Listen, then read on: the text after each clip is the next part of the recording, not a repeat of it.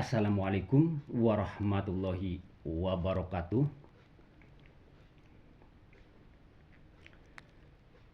Hamdan wa syukronillah wassalatu wassalamu ala rasulillah amma ba'du. Apapun namanya, saat kita di dunia, prakteknya makan harus ada yang dimakan. Prakteknya minum harus ada yang diminum. Praktek bersaksi harus ada yang disaksikan. Lalu bagaimana praktek bersaksi akan Allah dan Rasulullah di dalam bersyahadat? Ketika kita bersaksi tapi tidak ada yang disaksikan, artinya kesaksiannya adalah dusta.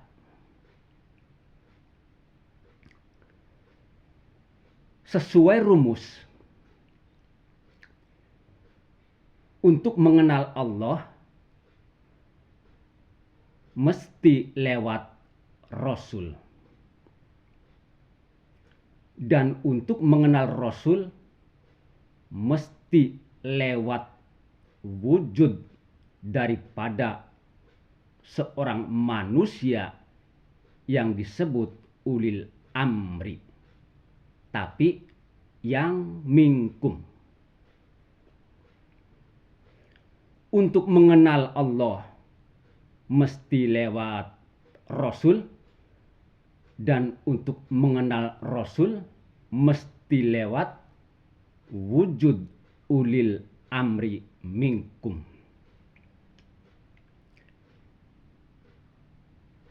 Ya ayyuhalladzina amanu atiullah wa atiur rasul wa ulil amri minkum.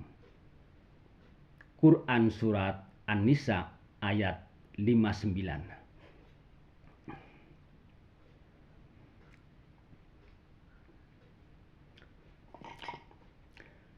Secara ilmiah saya peragakan ada 3. Ini adalah kias. Semisal ini adalah Allah, dan ini adalah Rasul, dan yang ini adalah ulil amri.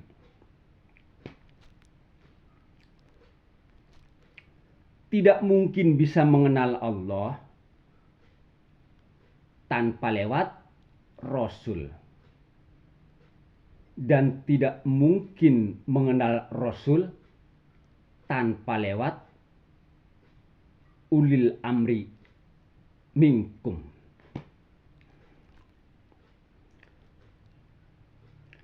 Artinya, Allah mengutus seorang Rasul. Di balik Rasul ini adalah Allah. Dan Rasul di bawah seorang manusia yang disebut ulil amri minkum. Ulil amri minkum ini adalah nabi.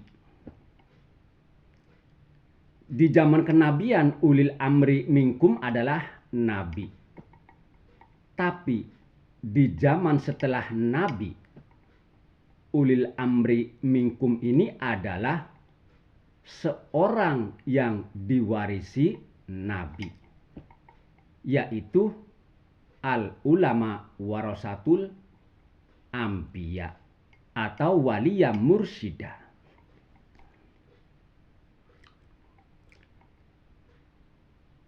Kita bersyahadat menyaksikan wujud daripada Nabi Muhammad ketika di zaman Nabi Muhammad. Menyaksikan wujud Nabi Muhammad, di balik Nabi Muhammad adalah Rasulullah, dan di baliknya Rasulullah adalah Allah sendiri. Inilah sistem wasilah.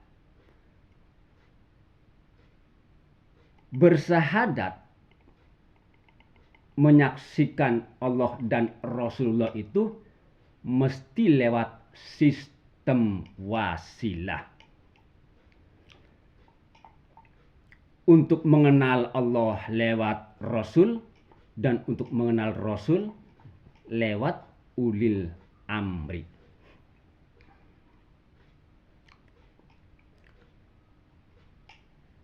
Lalu bagaimana di zaman sekarang?